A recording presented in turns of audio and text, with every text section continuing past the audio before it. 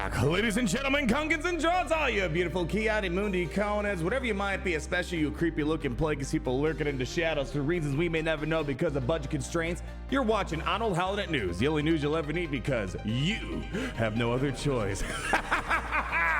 We're back inside the biggest and deadliest Star Destroyer, my friends, and well, we have an update that just dropped today, and let's just say there's no more need to speculate already. We literally have the roadmap of all the characters for the next several months for the Revenge of the Sith celebration, and I think a lot of you guys are gonna be happy. And I know we don't like to talk about the D word, DATACRONs, and out there. People get spooked, they run away, they get mad at me for whatever reason for talking about them.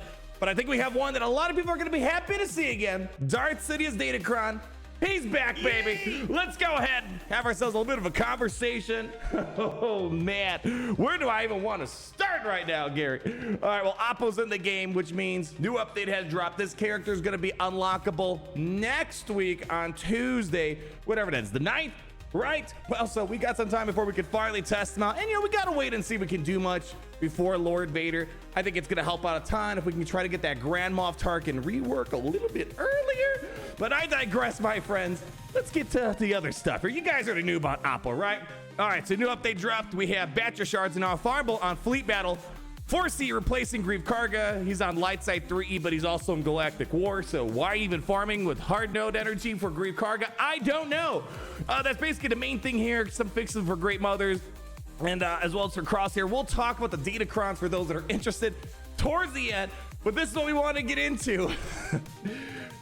They're doing the thing. Oh, they're doing the thing. They're throwing a robe on Mace Windu, and they're like, guys, it's a brand new character. I'm so torn.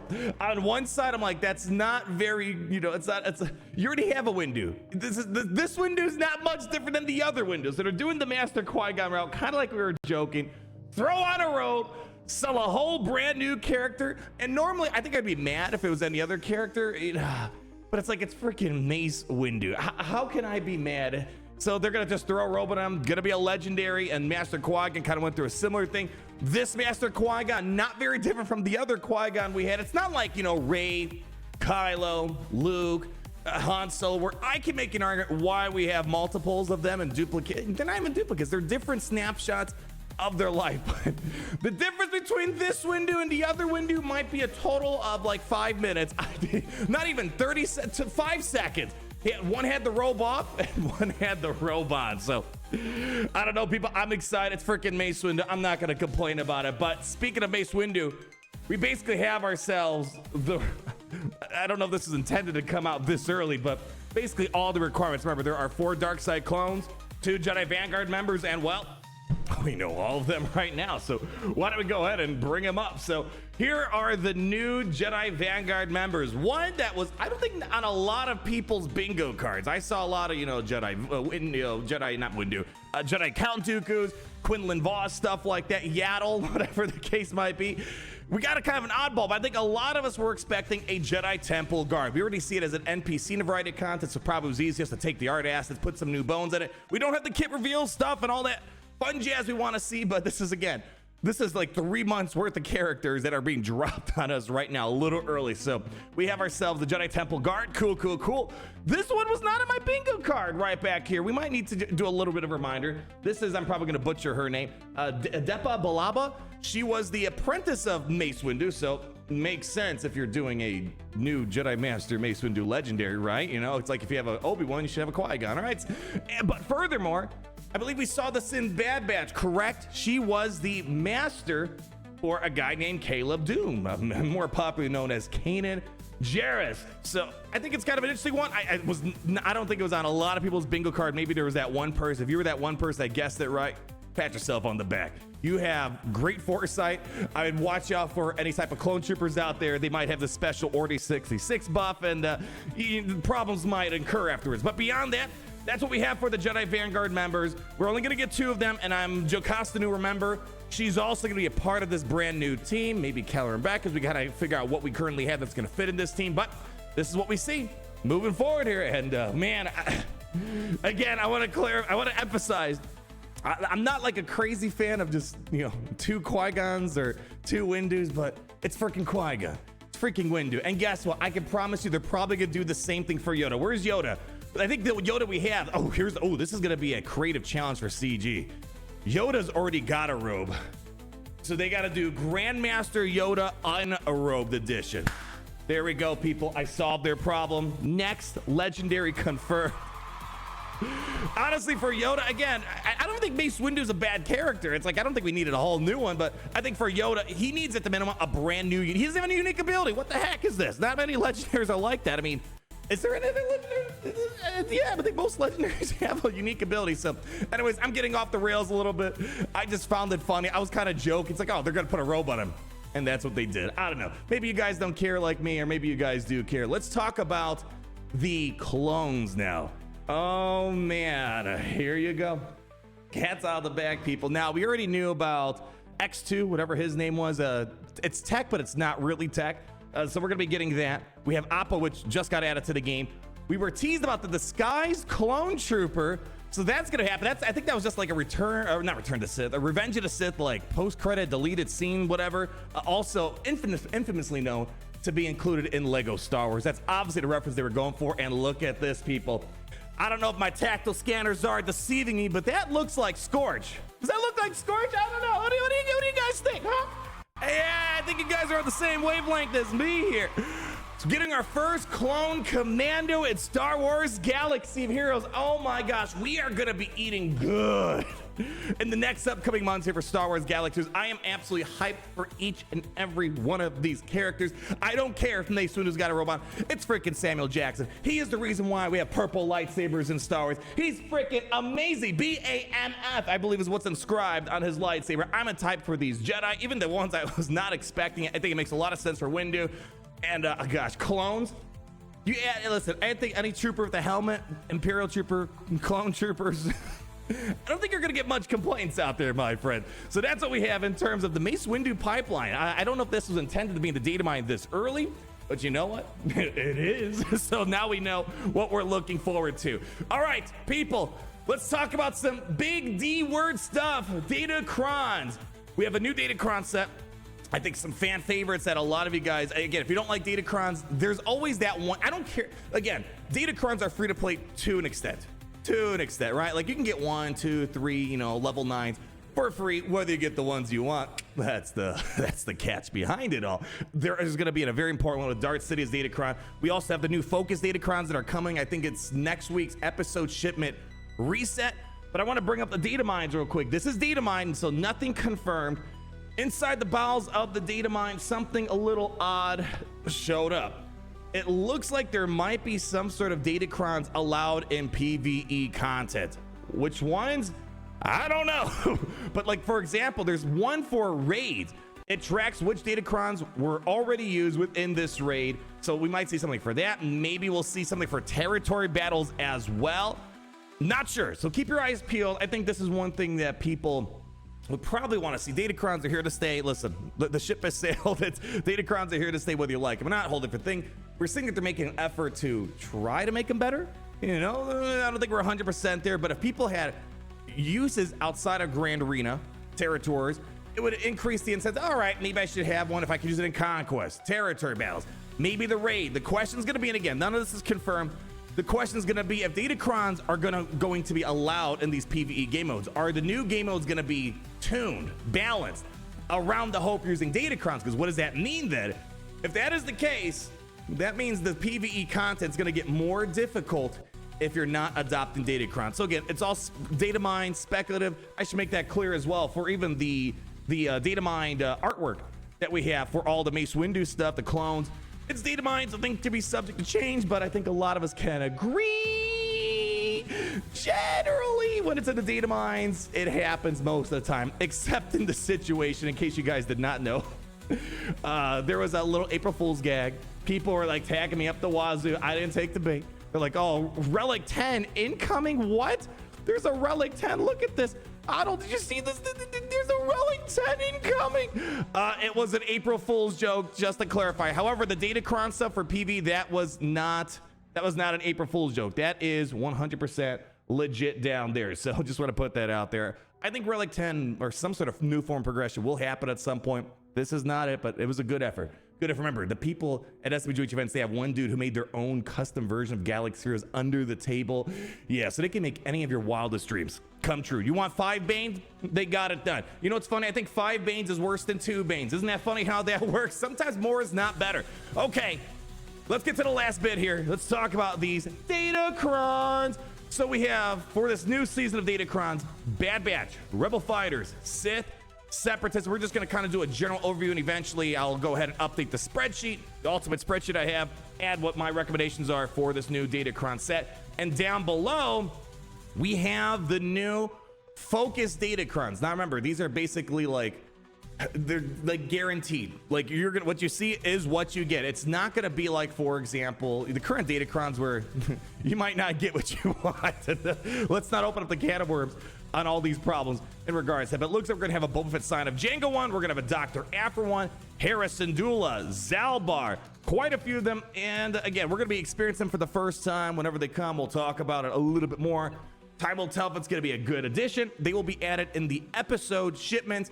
The biggest problem is this basically gonna be another pay-to-win Datacron? Maybe even more so than before, because you need to use episode currency and you only can get so much for it for free, and you kind of want to focus on the Omicrons and Kyrotech.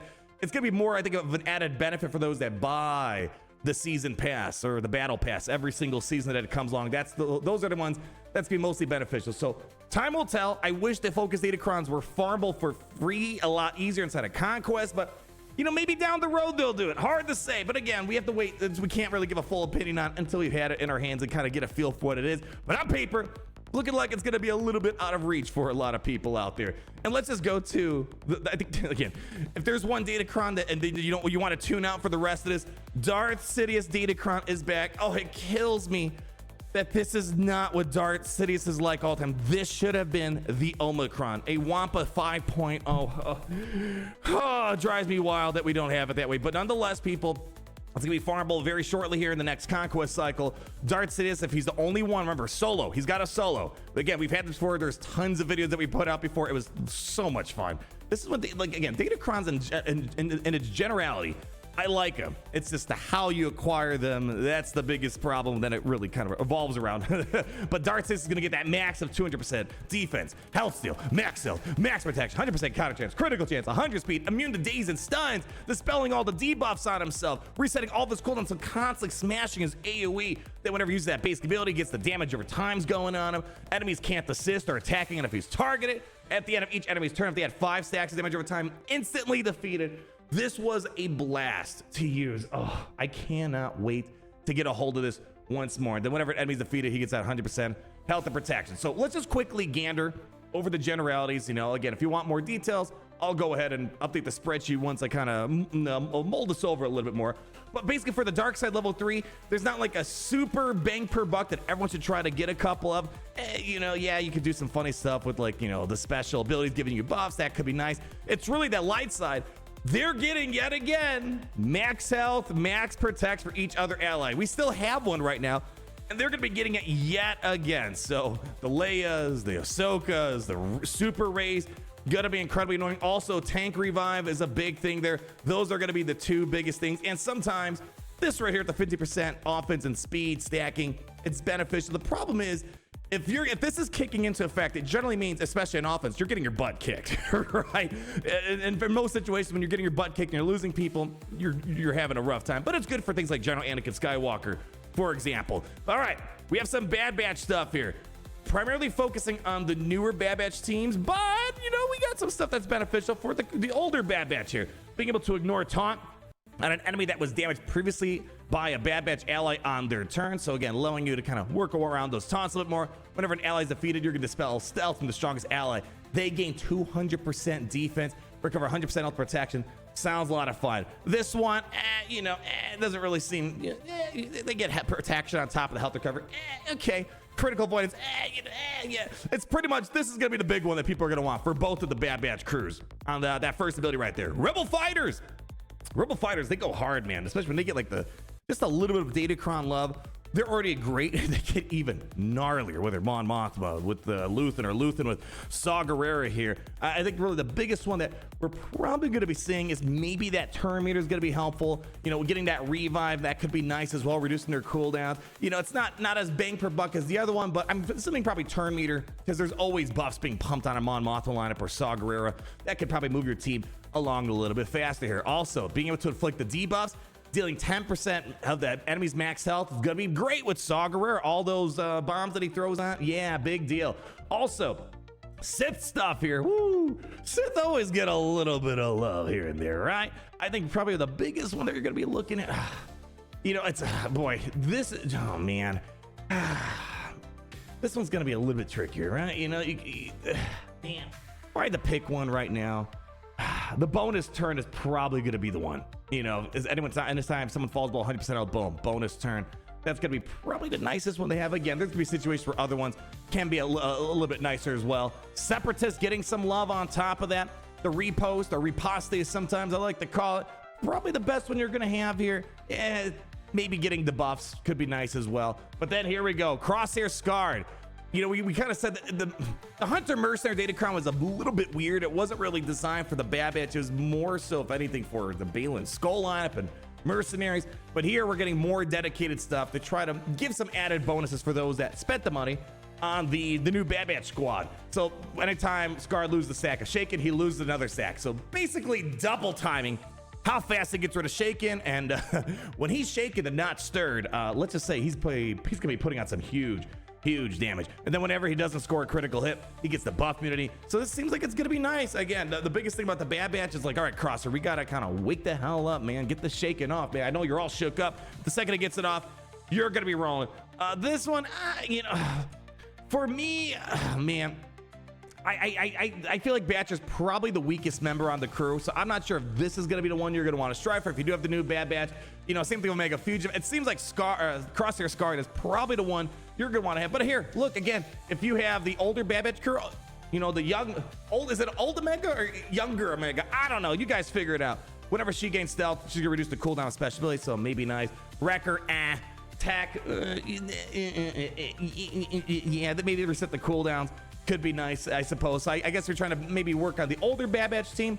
Probably the Tech is going to be the better one. And if you're working on the new Bad Batch team, Crosshair Scarred seems to be the better one for that. When it comes to some of the Rebel Fighter shenanigans here, we got ourselves Cassian Andor, Luthen, you know, Mon Mothma. This is going to be the big one for Rebel Fighters. Constantly pumping out the Terminator, 25% Terminator anytime she's using a basic, which, yeah, that's going to be kind of nice. That's on their turn, to be specific as well. Sagar, Then we have Bodhi Rook. Bodhi in the club, my friends. The most underrated champion of all time. Let's not get it twisted. Anytime Rebel Fighter allies are going to gain or lose Terminator or a bonus turn, they recover that much health and protection. Woohoo! Whenever an enemy loses Terminator, they take 10% of their max health as true damage. Whenever Bodhi uses basic ability, the target enemy loses 30% Terminator, which can't be resisted. And it doesn't have to be on his turn. It can just be when he's assisting. And if Bodhi's defeated while another Rebel ally is active, revives with 50% health and takes bonus turn. This one's interesting. I still think Mon Mothma is probably going to be a better all-around one.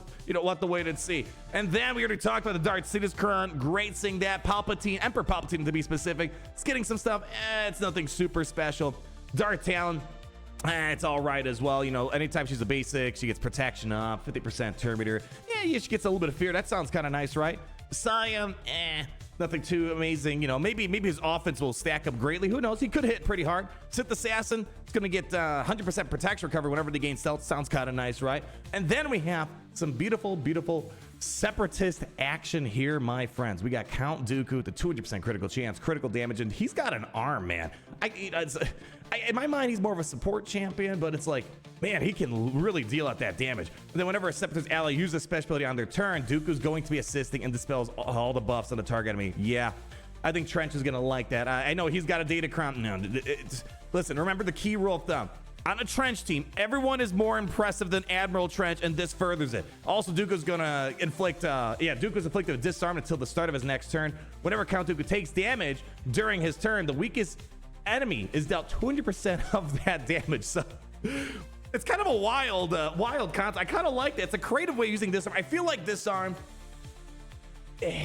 it hasn't really felt it's reached its full potential in this game. I know we're trying to find more interesting ways. I believe APPO's got some sort of disarm mechanic that he interacts with, so we'll have to wait and see what that looks like moving forward. This is a creative use of disarm. I like that. Trench, you know, Newt gets turn meter whenever other allies use special abilities on their turn. That could be nice. Wat Tambor, General Grievous, whenever another ally uses an ability on their turn. Assist, that could be nice. That could be nice. Getting Grievous to assist means more hits on the target lock, means more turn meter. And then we have Pogga Lesser. If you're trying to make your Geonosians better, well, it's kind of like your main option you have there. And then we have the bespoke Datacron for APPO. What we have here is whenever a debuff on an enemy expires, they gain 2% potency and tenacity. And if the allied leader is Lord Vader. So here's my thing. Is this going to work well if we don't have all the dark side clone troopers? They're probably going to try to expedite how fast they get these items. Probably not. That's wishful thinking. It just feels like we're not going to get much use out of this. You need to have all other dark side clone troopers for Vader's Fist unique ability to be met. It's like, so we only got one. It's going to be every 2 weeks we get another one. Whenever an enemy dispels any amount of damage over time, APPO gains a stack of Operation Nightfall. Oh shoot, I forgot to bring up one more thing. Speaking of Operation Nightfall, for each enemy that had a stack of damage over time to dispel, he inflicts Order 6/6 on a random enemy that had a stack of damage over time on them for 1 turn, which can't be copied, dispelled, resisted. Again, new effect, Order 6/6. At the start of each dark side clone trooper's turn, all allies gain 10% defense penetration offense for 1 turn for each stack of Operation Nightfall. Then we have our kind of out of left field, not really fitting any of the themes of the other ones. Just got ourselves a Boba Fett Sign of Django. You know, it seems like it's already going to be locked in on that evasion of health steal up. We also are going to get grit on him as well. Whenever an enemy is defeated, bounty hunter allies gain bounty hunter's resolve. Yeah, maybe. Fennec Shan calls a random bounty hunter ally to this whenever she uses the basic ability. That could be nice. You know, I think this is for territory wars, this is gonna be a big deal, but check this out. That's a lot of words. Boba Fett of Django has 100% speed while he has fewer than 10 stacks of momentum. 100%, basically double. So if you have 300 speed, well, now you have 600 speed. At the start of the encounter, Boba Fett of Django gains 3 stacks of Beskar armor. Check that out. Don't get me going on my list of characters that but listen, eventually the Kyber Club's proven right. You know, eventually Lord Vader is getting the love that we've been saying he needs. Hopefully it's going to be a good fix. Wouldn't it be funny if it's Lord Vader 2, Lord Failure 2.0, Boba Fett of Django. They need to like take some of their Datacrons and throw it in there. It'd be a ton of fun. Anyways, let's keep moving. All enemies are inflicted a target lock until the end of the encounter, which can't be resisted, prevented, or dispelled. Boba Fett of Django attacks ignore protection. Nice. And if at the start of the battle, there are no Empire Galactic Legends, and Fennec Shan is the only other ally. This is mostly a call for territory wars.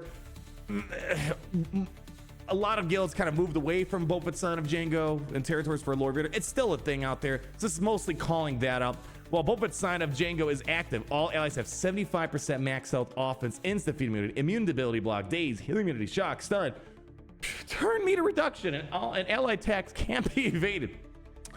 Yeah, whenever Boba Fett of Django gains a stack of momentum, Fennec gains 5% turn meter. If Fennec has 10 or more stacks of loyal hands, she inflicts Death Mark for 2 turns, which can't be resisted whenever she uses a basic ability. Seems like a lot of fun. Again, this one's only going to be for the episode shipment. If you're free to play, you got to ask yourself, do I want to sacrifice Kyrotech and or Omicrons to get it? We'll talk about that when that comes around. Or if you got the season pass, it's going to be a lot easier to kind of get that. I think they're also trying to incentivize people to buy the season pass plus the plus version to kind of jumpstart it, because if you can move through it faster, you get more currency, right? Dr. Aphra! If all other allies are Dr. Aphra, of all other allies, if all other allies are Dr. Aphra, Darth Vader, or Darkseid droids, Chrysanth's abilities trigger as through all allies were Hutt Cartel. Interesting, Chrysanth reduces all ally cooldowns by 1 whenever she inflicts disarm. Again, these are brand new. So like, don't treat this as like the old Datacrons or the level 3s, kind of like all light side allies this, all dark side allies that. It's almost like, what is this? It's like 1, 2, 3, 4, 5. It's 5 abilities instead of 3 from before. At level 6, allies can ignore taunt to target a debuff enemy. That's nice. BT and Trip are immune to stun, daze, whenever, you know, Trip damages the enemy. Target lock gains 100% protection. I mean, this is a lot of stuff. It's they're going to be more expensive, but there's a lot of nasty stuff. And look at all this potency gains as well. My gosh. And then anytime they reach 90, 70, 50%, you're going to inflict a doubt on a random enemy. And then Dr. Aphra can't be targeted by enemies. That is going to be huge. The biggest thing for Aphra is, one, she doesn't have a great taunt. I think the Chrysanthemum thing is going to be nice to throw that in there. But furthermore, she can be targeted. You know, unlike Mon Mothma, for example, or Luthen, you can't really target them. she can, and CLS can run through her, and the list goes on and on. This is going to make it a little bit more threatening. If there are other dark side droid allies, and she revives all dark side scoundrel allies when she uses dangerous tech. Oh my gosh. So not just droids, all dark side scoundrel allies. Then after Chrysanthemum, Darth Vader, and dark side droids are immune to thermal detonators. Ooh, that should make this an easy dunk on Jabba the Hutt. Then we have Hera Syndulla, not General Syndulla, so speak for the Phoenix. 25% Terminator, big deal. Again, only for this one, and it's not even included in the normal Datacrons you can farm. There are no Galactic Legend ally, or no Galactic Legends in general. Kanan Jarrus is immune to instant defeat effects. Other Phoenix allies can't be defeated while Kanan is active. So this is gonna be some high level cheese. And Kanan, he's a tough cookie to put down. I mean, I'm not gonna lie, people, all these Datacrons on paper look really, really good. And again, I'm just gonna cut it straight to you. Most people are not going to pick all these up for free. You're going to need to have that season pass and maybe even the plus that get all these. Whenever allies target another ally with their ability, they get the stacking defense, max up protection, offense. Yeah. Whenever Ezra Bridger dispels a buff from an enemy during his attack, he deals true damage. And at the start of the encounter, Hera Syndulla and Kanan Jarrus gain guard until they're defeated. That is huge. That is huge, my friend. And then whenever an ally is defeated, if there are no other allies of guard, Hera applies guard to the strongest other Phoenix ally, passing guard on. My gosh. That's looking really good. And then we have Zalbar. I've been having fun with Zalbar on Omicron. I think a lot of you guys have too. I think I like it more in 3.3 than 5.5, but I've been having fun on 5.5. I showed you guys my first time experience when I was on top of the mountains touching grass the other day. Zalbar, the first time Zalbar's defeated, they get revived. Don't even need Jolie to help out with that, right? Whenever an ally attacks on a turn, they have a 25% chance to move turn meter. Yeah, that's gonna be great. We get a lot of attack out of turns on a Karth team nowadays. Whenever an ally inflicts at least 4 debuffs in a turn, they have a 10% chance to reduce their cooldowns by 1 for each debuff they inflicted their turn. My, oh my. Whenever a debuff expires an enemy, you're stacking up your offense. Juhani, from my experience, without Datacron, she hit pretty hard. Again, go check out my video the other day. This is probably gonna be nice for her. And at the start of the turn, Zalbar gives taunt for 1 turn to all tank allies. And tank allies are immune to buff immunity and stun while he is active. Once per turn, when Zalbar inflicts armor shred on an enemy, he inflicts it on all other enemies until the end of the encounter. Wow. A lot of stuff to go over in today's update. I have one more thing I want to bring up here. Where was it? It was, I believe, inside of the game assets. Again, there's some new stuff coming that we need to understand and learn. But if we go ahead and open this link, this is the upcoming Knightfall event, if I understand this correctly. So from what it seems like, from what we've been told, it just seems like kind of a limited time assault battle, maybe mini raid. So just putting it out there. We have even more stuff that we're trying to understand as it comes closer to fruition. But man, people, I don't know how to explain it anymore. I am extremely excited for the upcoming stuff inside this game. And here, if you want to take a quick glance, here's like all the different keys, the key information here. You know, if you have a dark side clone trooper, you get character shards, credits, and omega materials. Dark side clone trooper at 5 stars or above, you get more character shards, credits. Again, it reads very much so like a limited time assault battle. Again, let's just wait and see to have the full opinion. Again, this is data mine. If you have a dark side clone trooper at 7 stars, you get arm attack and chirotech salvage. Clone trooper at relic 5 or above, you get relic materials and credits. And then if you have the Nightfall, relic 7 on them or above, you get Zimbital cards. And then own a dark side clone trooper at relic 9 or enjoy brains, Gurja keypads, and Omicron materials. I know some people aren't going to be happy if this is truly a limited time thing. The reason why we love assault battles because they always show up, right? They always show up, and that's why there's a huge return on investment for, you know, the Enoch, Imperial Remnants, the Master Qui-Gon, Padman, Old One. It's a big expense up front, but it's going to eventually pay itself off in dividends. You know, beyond it, the ROI is great on the return on investment. With the limited time stuff, I think there's going to be some complaints about it. If it's going to be limited time and, you know, you're not going to have that time to build up. Unless maybe they added it as a permanent thing. Again, I don't know the details. We'll figure it out. I'm hoping it's a permanent thing. But we got to wait and see. It's a new era that we're going into. Get it? New era? Yeah. All right, people. That's all I got for you today. That's all. This is literally like a 5-hour video. So much stuff to break down with you guys today. So that is going to be Arnold Holonet News. The only news you'll ever need because you have no other choice. Thank you so much for stopping by. Let's get ready to rock and roll with all these brand new characters, new content that's coming to this game. And until we meet again, my friends, always remember that it's great to be in the Empire today.